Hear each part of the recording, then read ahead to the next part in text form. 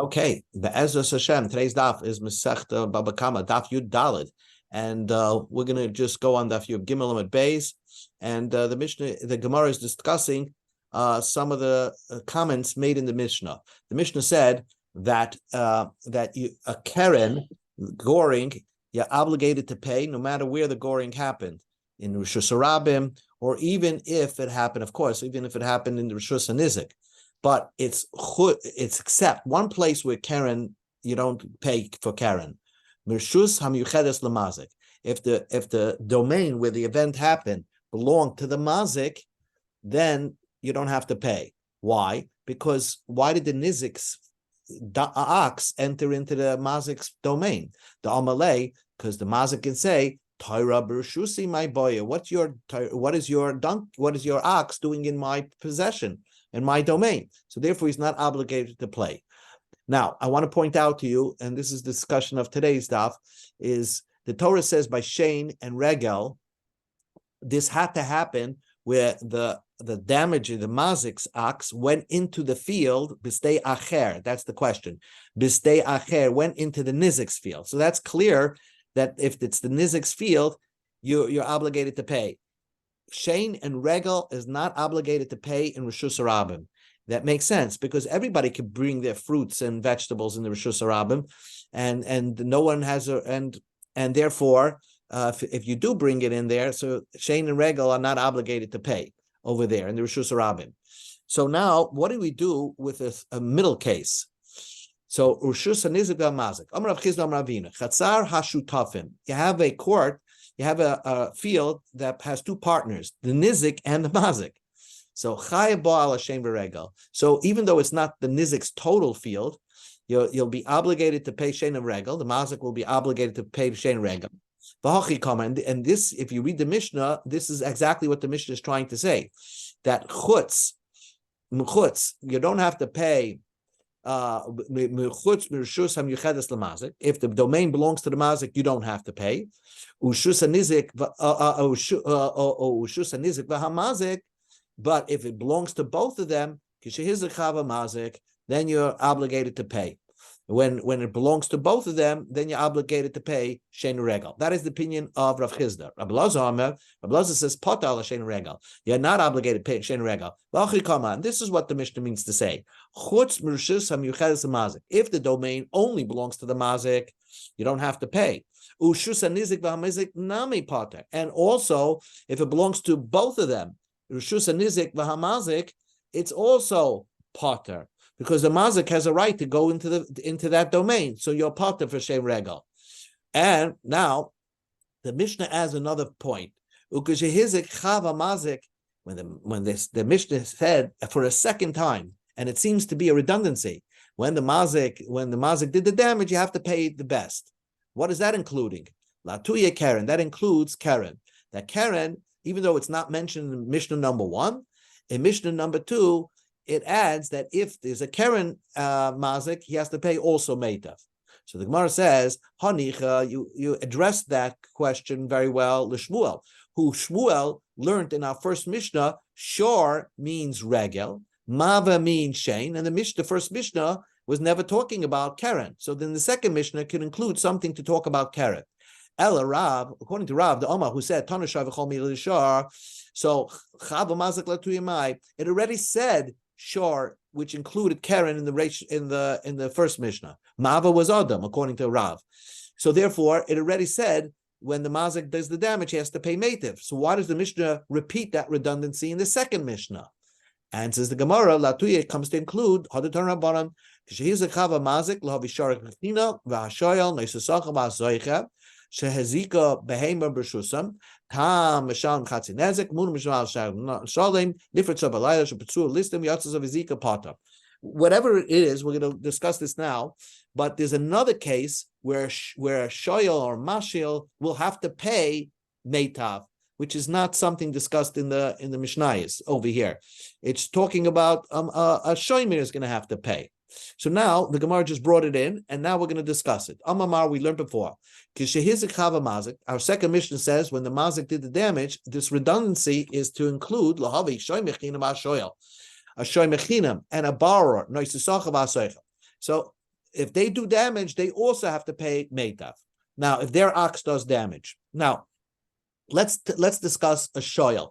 When you borrow something, and when you borrow something, you're obligated to pay for einsin. Anything that happens to the shore, you borrow the shore, you have to pay for anything that happens to the shore. So, hey, Kedami, what's the case?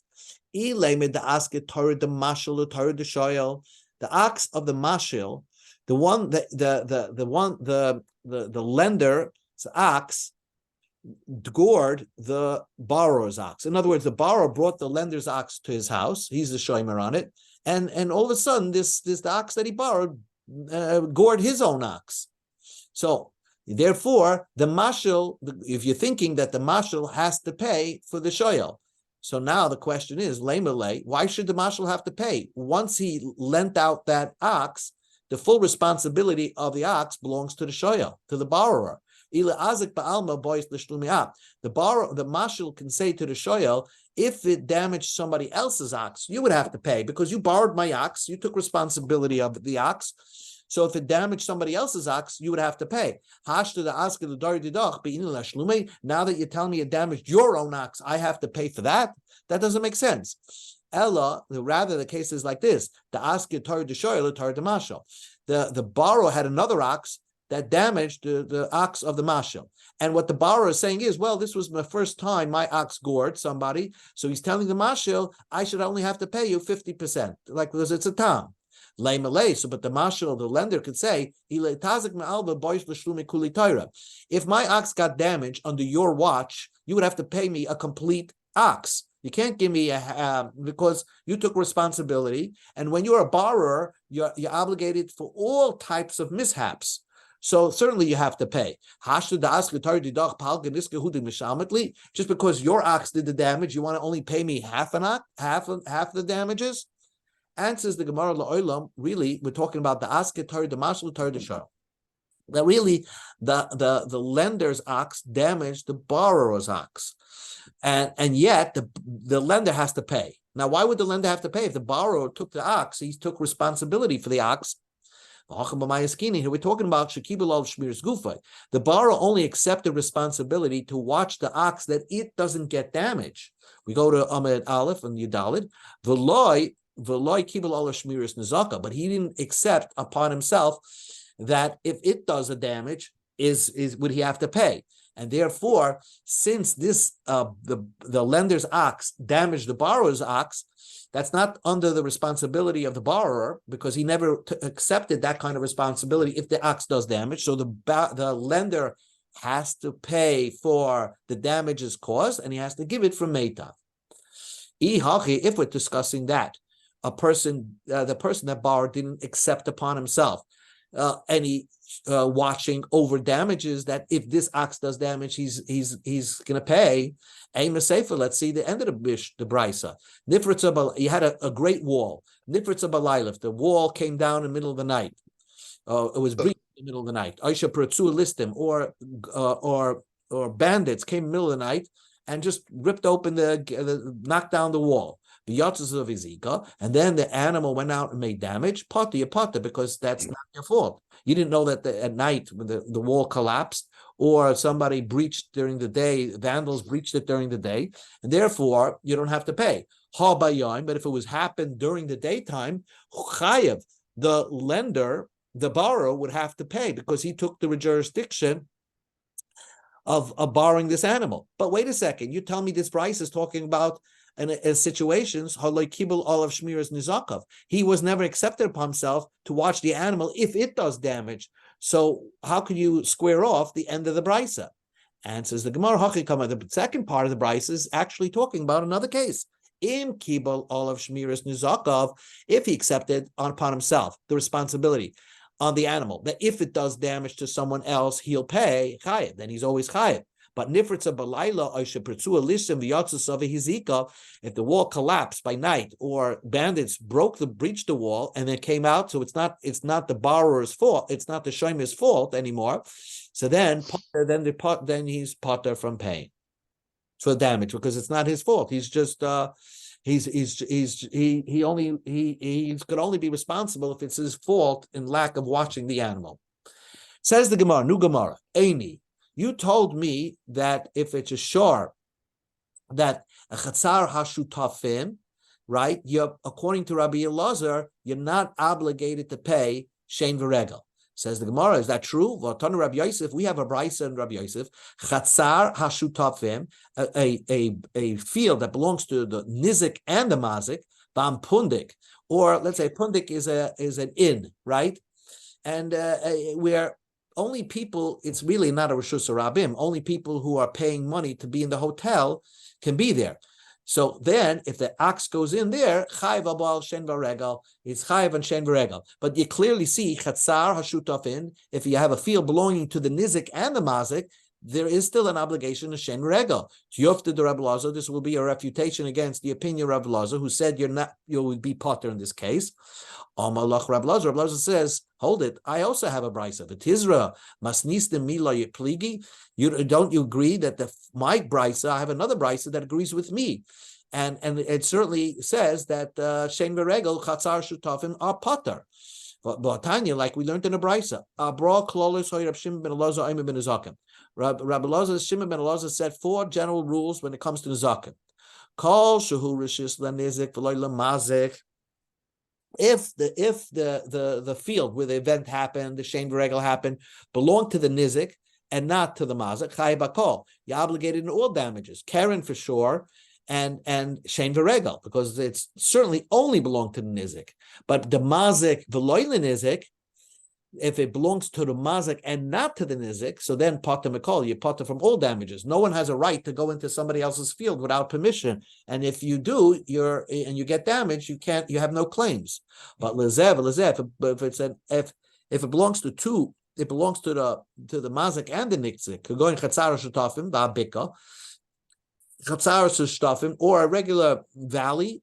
So then potter boy ala shen v'regel. Then you're not obligated to shen v'regel. See clearly, chatzar shutafim. This brisa says you potter on shen v'regel, but ala negicha, negifa, neshicha, revita, abita, which is goring, pushing, biting, crouching, kicking. So these are tolders of Karen.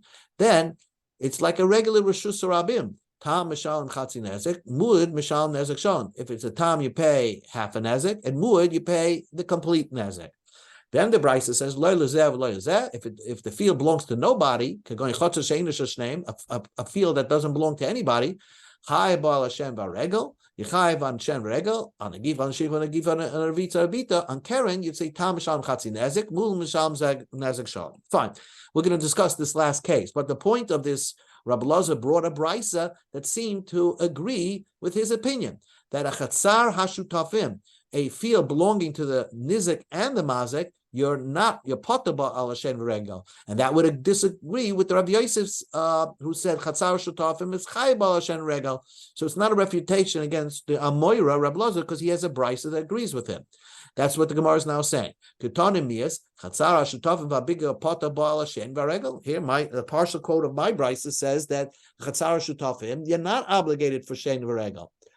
So that Gemara agrees. Rabbi Elazar will say that the brises are arguing, but the Gemara, do you have to say that?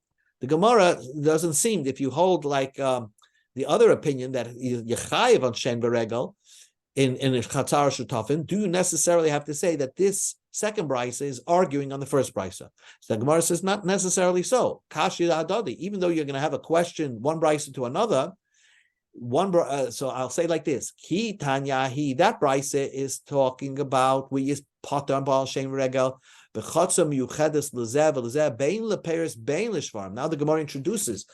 It's a courtyard that both the nizik and the mazik had a right to bring in their fruits, and they also had a right to bring in their ox. So then it becomes like a rishus harabim, and therefore that's why you pot on shein v'regel in the second brisa.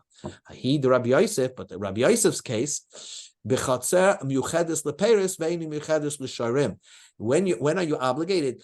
If the chatzer shutufim, they both had a right to bring in their fruits, but nobody had a right to bring in their ox. So the Gabe Shevin Regal, when you're dealing with the nezek of Shein, Havalech Chatzar Nizik, that's Chatzar HaNizik, because the Nizik had a right to put his fruits there. But when it comes to the other things, so therefore it's chatzar nizik. That's why you're obligated to pay. Deikiname, I'll prove it to you that is the good way to learn these two brises. The ktana hach dumi the pindak. In this Rabbi Yosef's brisa, it says chatzar hashutafim, and then the next case is pundak, is a inn. In an inn, you definitely only bring in fruits. You don't bring in your ox into the lobby of the hotel. So therefore, the chatzar hashutafim is also talking about in Rabbi Yosef's brisa, where it's designated to bring in fruits. You're allowed to bring in fruits, but no, the nizik and the mazik are not allowed to bring in their oxes. Uktana hasam, but the second brisa, it compares the chatzar hashutafim dumi the bika, just like a regular valley belonging to both of them, which you can bring in your fruits and oxes. Shema mina, this is a good way to answer up the brisa. Now, says the Gemara a question. Maskif lo Rav Zera. Rav Zera asked the question. Kevan de miuchades leperes habiinun ubir b'stei achar veleka.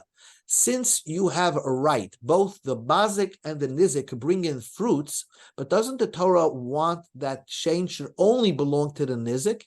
Stei acher means it belongs to one person, the nizik's field. And you're telling me that when you can bring in the fruits, you're also chayiv you're also considered to be the Rishus HaNizik, and you'll be obligated to pay. How do you square that? The pasuk, the meaning of the pasuk.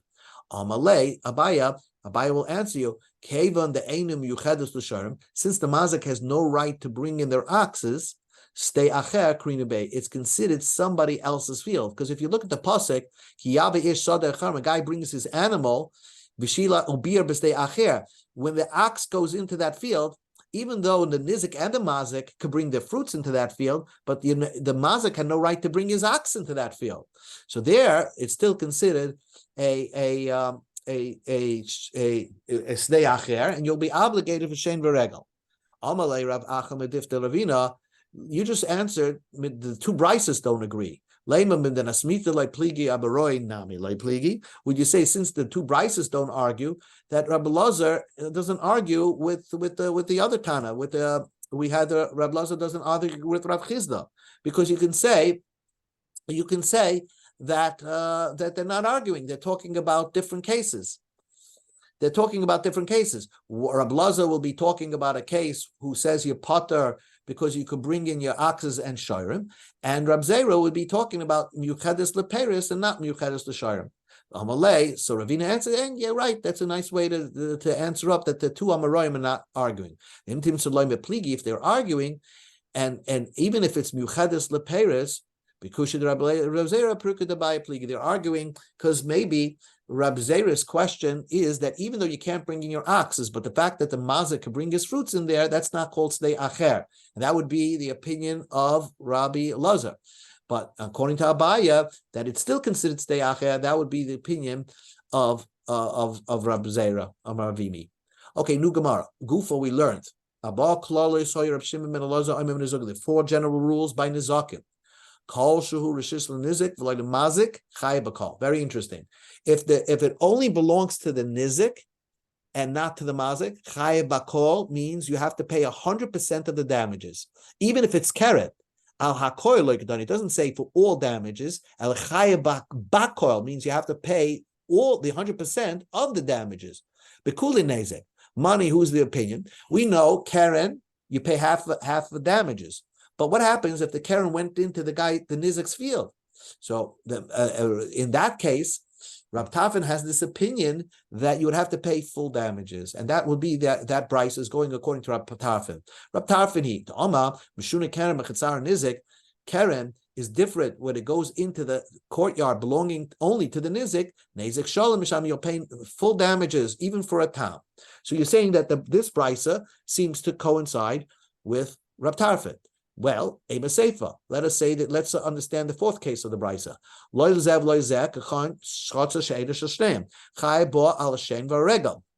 If the chotzer doesn't belong to any one of them, you chayiv on shein regel. What do you mean? My if it doesn't belong to anybody, it belongs not to the nizik, not to the mazik, to a third party. but that's you wouldn't be chayiv on shen regel.